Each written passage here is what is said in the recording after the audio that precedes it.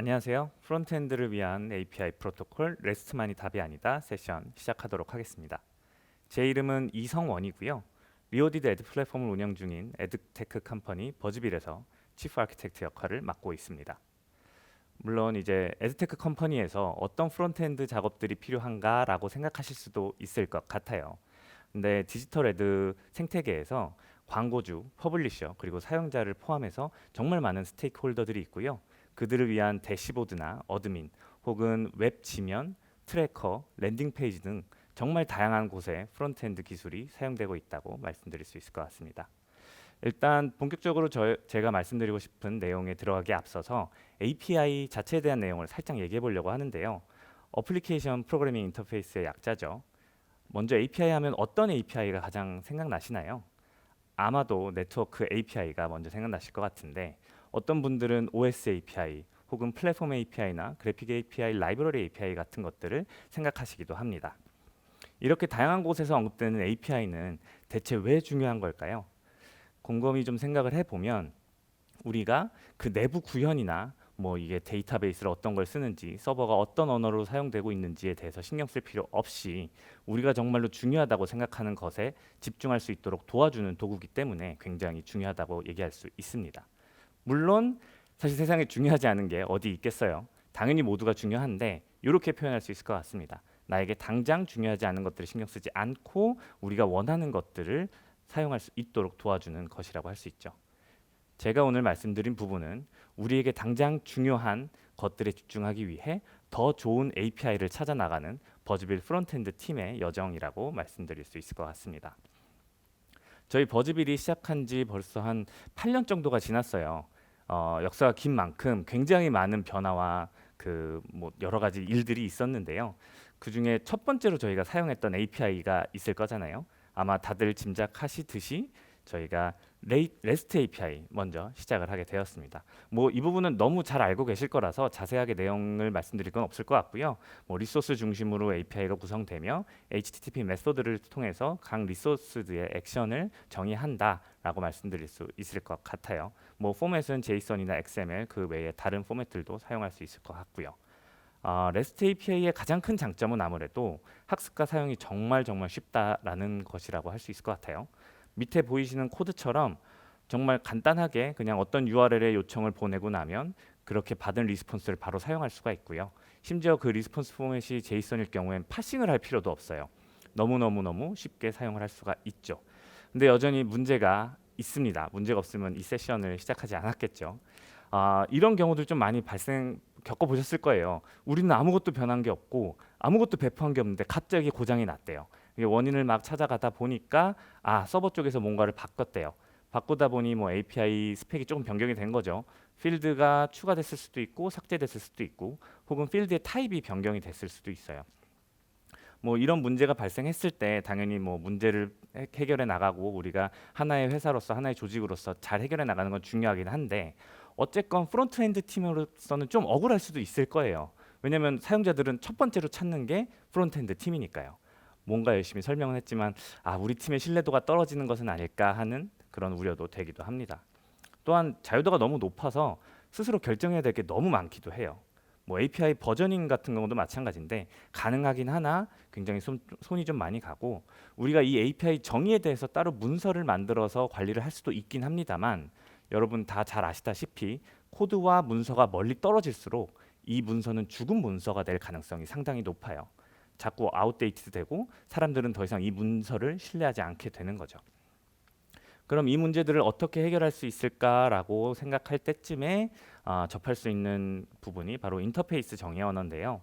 이 IDL에 대해서 뭐 간단하게 여기 설명이 되어 있지만 가장 중요한 부분은 어떤 언어에 종속되지 않은 상태로 API를 정의할 수 있다라고 볼 수 있을 것 같아요. 이 IDL을 이용해서 어떤 것 인터페이스를 정의를 하면 그 언어가 고랭이든 자바스크립트든 아니면 파이썬이든 상관없이 사용할 수 있게 된다는 것이죠. 그럼 우리는 이 REST API를 어떤 IDL을 활용해서 표현할 수 있을까라는 고민의 연장선에서 아마 다들 짐작을 하시고 많이 익숙하시겠지만 오픈 API를 먼저 검토를 하게 되었습니다. 오픈 API는 사실 FA 컨퍼런스에 좀 이따 최태건님께서 훨씬 더 자세하게 다뤄주실 것으로 제가 알고 있어서 간단하게만 짚고 넘어가도록 하겠습니다. 오른쪽에 보이시는 게 이 REST API를 오픈 API 형태로 표현한 YML 파일이고요. 이거는 뭐 YML이나 JSON 둘 다 지원을 합니다. 여기 작아서 잘 안 보이시겠지만 버전을 지정할 수 있어서 버저닝도 관리가 가능하고요. 어떤 필드가 필수다 아니다, 혹은 이 필드가 뭐 인티저다, 스트링 값이다, 이런 것들도 정의를 할 수가 있습니다. 이런 세부한 디테일들도 중요하긴 하지만 더욱 중요한 건 사실 API 우선 접근, API first approach를 할 수 있다라는 거예요. 이 부분은 스웨거 진영에서 특히나 더 많이 주장을 하고 있는 부분인데, 간단히 생각해 보면 우리가 많은 경우에 서버 개발이 다 완료돼야만 프론트엔드 개발이 시작이 되거나 혹은 클라이언트 개발이 시작되는 경우들을 만날 수 있어요. 그리고 나서 뭐 핑퐁을 하다가 뭔가 변경이 될 때마다 많은 것들이 동시에 바뀌어야만 하죠. 근데 API 우선 접근은 우리가 API에 대한 규격을 먼저 정의를 하자, 그 다음에 서버와 클라이언트가 구현을 하자라는 접근이라고 생각하시면 될 것 같아요. 근데 이런 질문이 드실 수 있을 것 같아요. 그러면 아까 얘기했던 그 문서랑 뭐가 다른 거야? 똑같지 않나? 문서도 똑같이 먼저 약속 정하고 하면 되지 않나? 가장 중요한 건 머신 리더블 인터페이스라고 할 수 있을 것 같아요. 오픈 API는 기계가 이해할 수 있는 언어이기 때문에 이렇게 정의된 파일을 가지고 우린 클라이언트에서 사용할 수 있는 클라이언트 라이브러리를 빌드할 수도 있고요. 서버 쪽도 그냥 서버 구현을 하는 게 아니라 서버 스톱을 만들어서 그 스톱 안쪽을 채워 넣는다라고 생각할 수 있는 거죠. 이렇게 구성을 할 경우에는 우리가 API 자체를 변경하지 않은 이상 API 스펙을 각각 구현부에서 변경을 할 수가 없습니다. 이런 장점 덕분에 우리가 굉장히 많은 것들을 해낼 수 있는 거죠. 그럼 실제로 우리가 이걸 어떻게 쓸 수 있는지 살펴보면요. JS 클라이언트의 경우에는 실제 라이브러리를 빌드할 필요가 없어요. 아래 보이는 코드처럼 그냥 스웨거 클라이언트를 예시 들었는데, 이 클라이언트를 빌드할 때 그 안쪽에 스웨거 오픈 API 정의 파일을 넣으면 그냥 바로 그 클라이언트를 사용할 수가 있습니다. 이런 고민들이 좀 들 수도 있어요. 그럼 이 API 정의 파일 자체는 어떻게 관리하지? 지금 예시에서는 웹에서 이 API 정의를 가져오게 했는데, 이건 로컬에서 가져올 수도 있고, 어쨌건 이것들을 잘 관리해야만 서버와 클라이언트의 싱크가 잘 맞을 거잖아요. 이 시점에서 저희 버즈빌이 API를 어떻게 관리하는지에 대해서 간략하게 좀 소개를 드려볼게요. 저희는 API 정의를 한 곳에 모아두는 모노리포를 좀 운영하고 있어요. 이 안에는 각 서비스, 버즈빌 내 모든 서비스에 대한 정의가 API 정의가 담겨 있고요. 각각 패키지들이 버전 관리를 하고 있습니다. 어떤 패키지, 어떤 서비스의 API가 변경이 되면 그 버전이 올라가고, 버전이 올라가면 저희 CI/CD 프로세스가 해당 IDL을 각 언어로 컴파일을 해서 클라이언트와 서버들을 각 패키지 매니저로 배포를 하는 거죠. 예를 들어 A라는 서비스 API가 업데이트됐다. 그러면 파이썬 클라이언트를 빌드해서 파이파이 서버에다가 올려놓고, 그리고 노드 서버 스톱을 빌드해서 npm에 올려놓는 형태로 생각하시면 될 것 같아요. 근데 좀 전에 말씀드렸다시피 JS 클라이언트는 빌드할 필요가 없거든요. 그러면 빌드할 필요가 없는 이 API 파일 정의 자체는 어떻게 가져와서 사용할 수 있을까에 대한 고민도 사실 같이 하게 되었습니다. 이런 고민 끝에 사실 가장 쉽게 접근해 보자 라는 걸로 결정을 했고, 가장 쉬운 건 우리가 파일 복사라고 할 수 있죠. 각각 버즈빌 API들은 릴리즈를 통해서 GitHub 태그들로 배포가 되고요. 그 태그 파일들을 가져와서 우리가 필요한 것들만 로컬 레포지토리에 가져올 수가 있게 됐습니다. 밑에 보이는 간단한 스크립트로 이걸 수행할 수가 있고요. 그 복사해온 파일 안에도 패키지 버전이 들어가 있기 때문에 충분히 잘 관리를 할 수가 있습니다. 오픈 API의 장점은 뭐 좀 전에 말씀드린 여러 가지들이 있어요. 근데 가장 제가 크게 생각하는 거는 아까 말씀드렸던 서버와 클라이언트 사이의 개발 디펜던시, 개발 종속성을 없애주는 부분이다라고 할 수 있을 것 같아요. 근데 문제도 있죠. 제가 여기에 적어놓은 것들을 보면 REST API 연장선이라는 것 자체가 문제 자체는 아니에요. 근데 이후에 말씀드릴 다른 프로토콜들이 가져가는 장점들이 있는데, 그것에 비해서 오픈 API는 사실 REST API를 정의하는 부분이기 때문에 그 REST API 철학의 연장선에 있다라고 할 수 있을 것 같습니다. 그리고 가독성이 생각보다 좀 아쉬운데요. 여기 파일에 보이시는 것처럼 어떤 필드가 어떤 타입이지를 찾기 위해서는 생각보다 많은 것들을 찾아 들어가서 좀 확인을 해야만 알 수가 있는 문제점들이 좀 있습니다. 그리고 버전 관리가 된다라는 게 장점이긴 했으나 여전히 버전 규칙 관리가 필요해요. 우리가 시멘틱 버저닝을 따라간다라고 했을 때 예를 들어 마이너 버전이 올라갔는데 브레이킹 체인지스가 있었어? 이러면 안 되는데 라는 것들은 개발자들이 직접 관리를 해야 한다라는 것이죠. 그리고 저희 버즈빌 내부 상황의 문제도 좀 있기는 했어요. 8년이 되면서 굉장히 많은 것들이 변했다고 했잖아요. 그만큼 많은 레거시들이 쌓였는데 우리가 흔히 레거시라고 하면 그 나쁜 것들을 좀 생각을 하잖아요. 하지만 레거시 우리 번역하면 유산이고 우리 갖고 싶어도 없는 그런 거잖아요. 근데 그럼에도 이것들을 잘 사용하기에는 상속세가 좀 필요해요. 그래서 우리가 그 상속세를 페이하기 위해서 그럼 신규 기능들부터 적용을 하고 이후에 레거시들을 좀 점차 옮겨오자라고 결정을 했는데 그 시점에 특히나 저희 버즈빌은 마이크로 서비스 아키텍처로 옮겨가는 와중이었어요. 신규 기능들은 거의 다 마이크로 서비스 아키텍처 안에서 마이크로 서비스로 구성이 되고 있었고 마이크로 서비스들은 gRPC 통신으로 서로의 커뮤니케이션을 하고 있었죠. 자연스럽게 gRPC에 대해서 고민을 해보게 됐습니다. gRPC를 간단히 소개해드리면 구글에서 최초로 개발한 오픈소스 RPC라고 생각하시면 될 것 같아요. 우리가 네트워크 호출을 할 때도 이건 네트워크 호출이야 라고 생각하는 게 아니라 어떤 펑션 콜이야 같은 방식으로 접근할 수 있다라고 생각하시면 될 것 같습니다.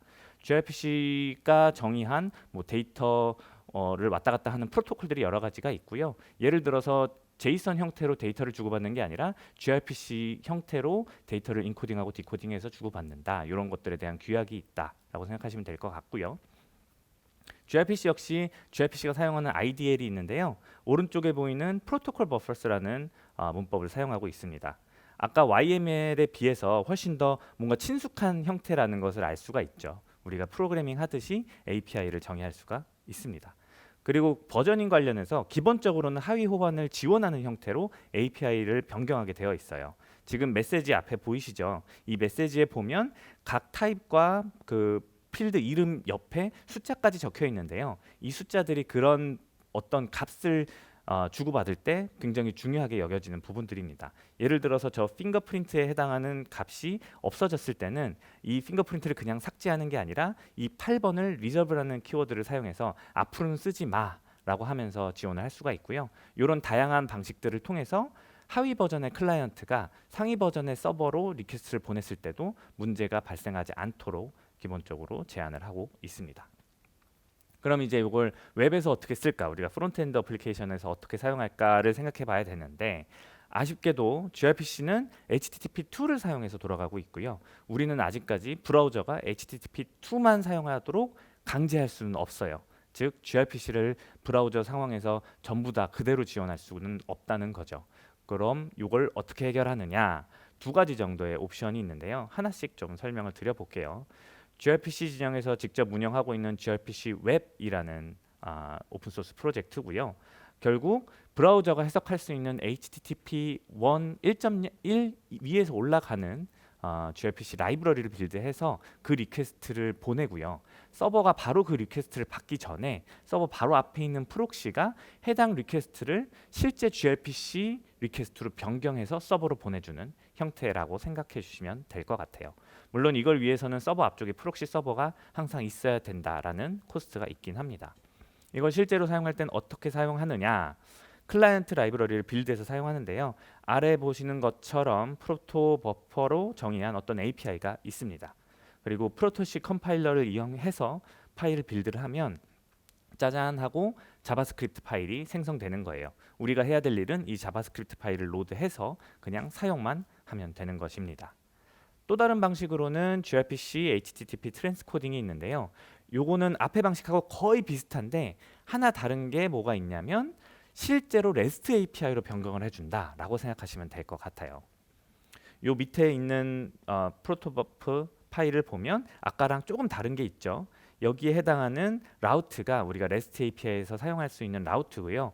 이런 문법을 이용해서 파라미터가 뭐가 있는지, 바디가 뭐가 있는지 같은 것들을 정의할 수가 있습니다. 그러면 REST API가 짜잔 하고 나왔으니 아까 우리가 얘기했던 것처럼 그냥 fetch라는 메소드 하나로도 아주 쉽게 사용할 수가 있는데요. 우리가 어차피 이 REST API를 사용할 거라면 또 이 세션을 하진 않았겠죠. 이걸 좀 어떻게 사용하지? 라고 생각할 때 이런 고민들을 할 수 있습니다.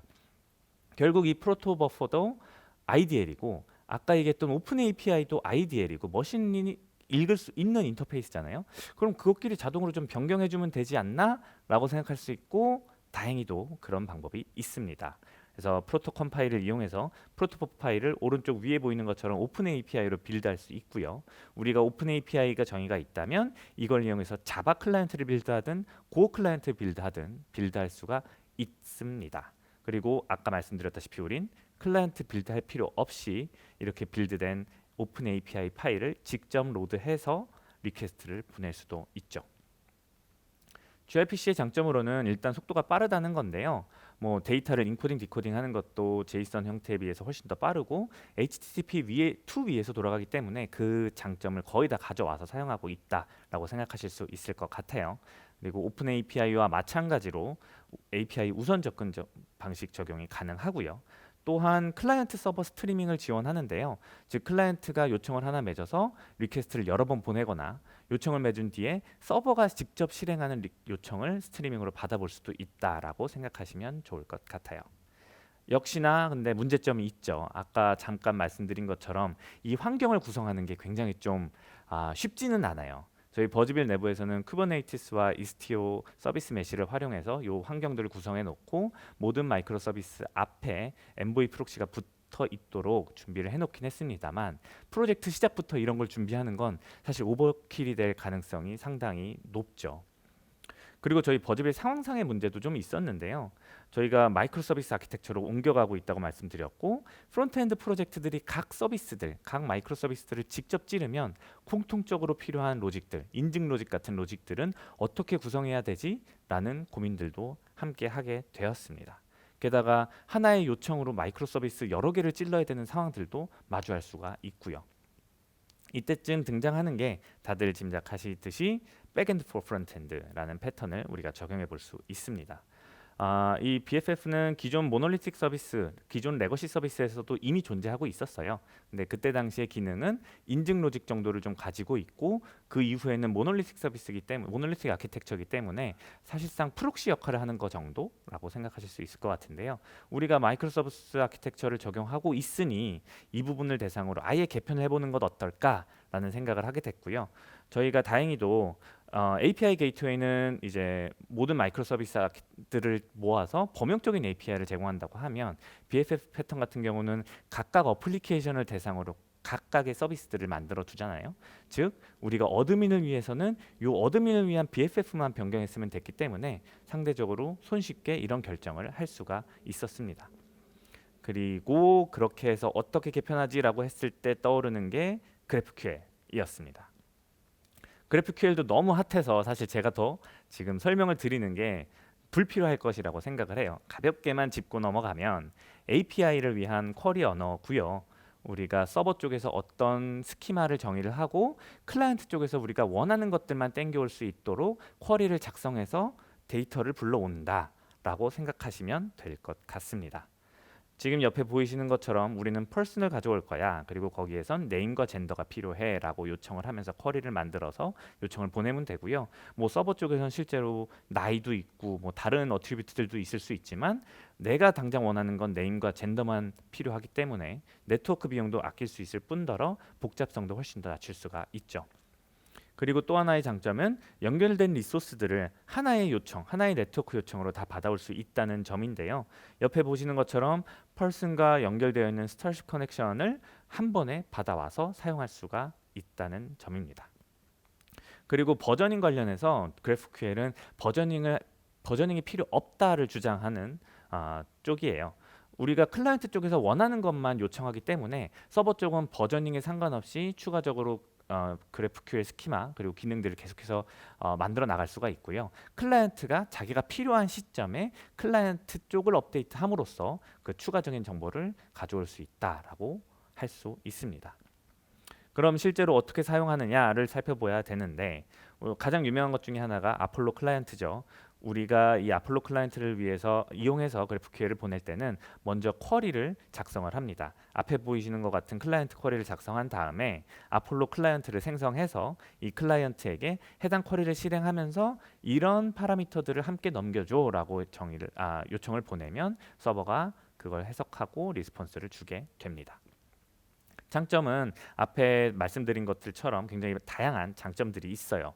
하지만 여전히 문제도 함께 존재합니다. 요거는 조금 저희 버즈빌 상황의 문제일 수도 있긴 한데요. 아까 말씀드린 것처럼 마이크로 서비스들은 프로토버프를 이용해서 자신들이 제공하는 API를 이미 정의해 놨어요.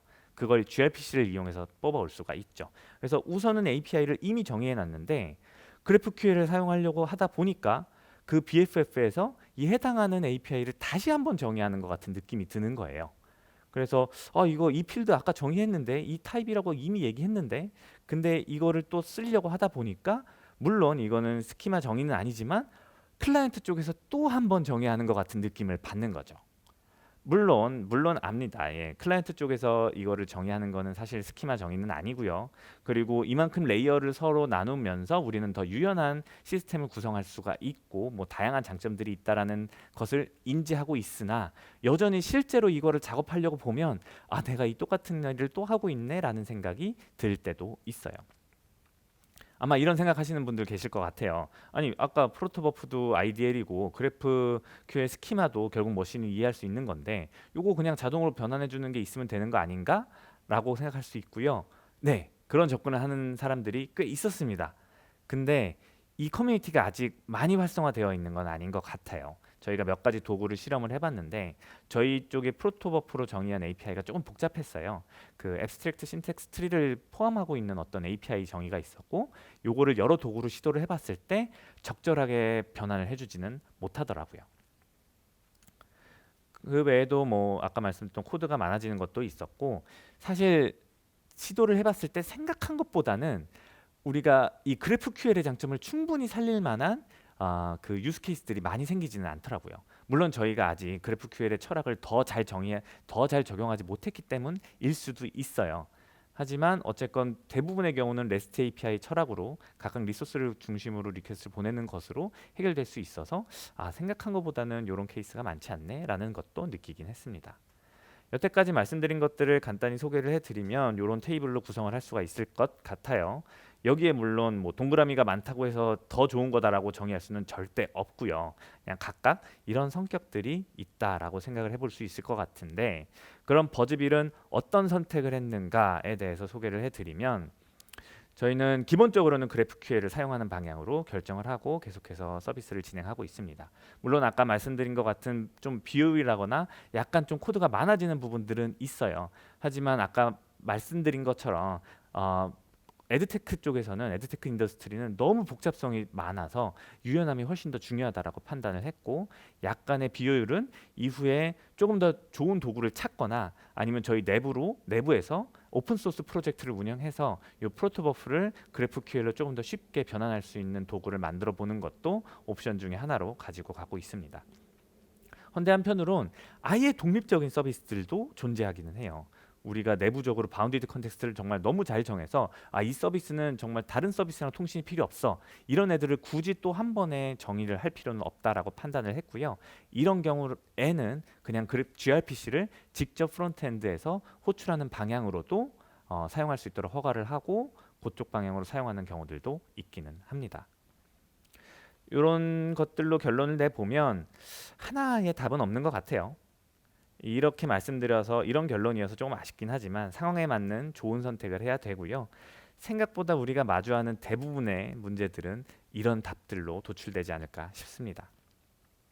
이렇게 세션을 마무리하기에 앞서서 저희가 이런 API들을 실제로 적용해보고 테스트하는 데 있어서 두려움도 꽤 있었을 거잖아요. 이거 변경하다가 갑자기 뭐 서비스가 뻥나면 어떡하지?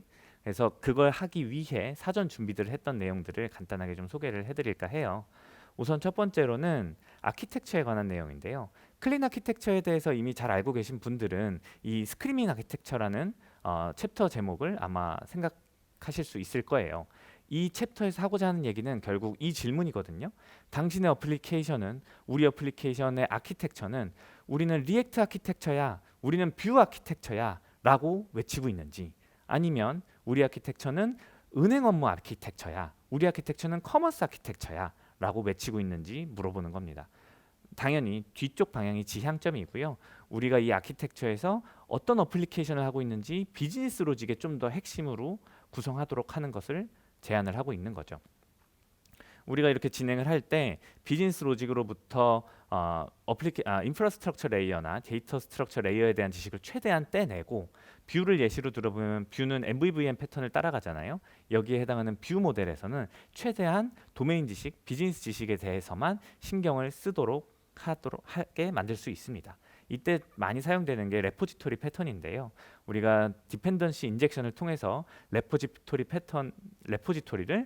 뷰 모델에 주입을 시켜주게 되면 뷰 모델 자체는 레포지토리가 어떻게 구현되어 있는가에 상관하지 않고 자기의 비즈니스 로직을 구성할 수 있습니다. 그리고 레포지토리는 우리가 나중에 그 구현체를 오픈 API를 주입하든 아니면 GraphQL을 주입하든 선택할 수가 있는 것이고요. 이렇게 아키텍처를 준비했을 때의 가장 큰 장점 중에 하나는 테스트 코드입니다.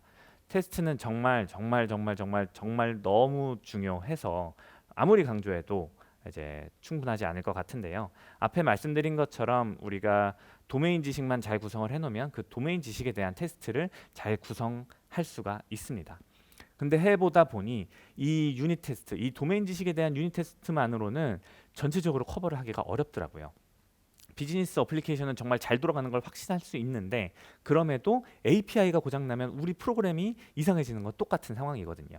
그래서 저희가 컨텍스트 테스트 역시나 굉장히 중요하다고 생각을 하고 있고요. 결국 우리가 IDL을 활용해서 어떤 API를 정의를 했고, 우리가 예를 들어 컴파일 랭귀지를 사용한다고 하면 이게 컴파일이 됐다라고 하는 건 우리가 이 IDL을 사용해서 정의한 API를 그대로 사용하고 있기 때문에 사실상 서버만 동작을 잘하고 우리가 그걸 구현 잘했다면 큰 문제가 발생하지 않아야 된다라고 생각을 할 수 있는 거죠. 자바스크립트 우리 프론트엔드 쪽에서도 컨트랙트 테스트를 이용해서 이것들을 보장을 할 수가 있고요. 또한 IDL 통해서 목 서비스를 구성하기가 쉬워요.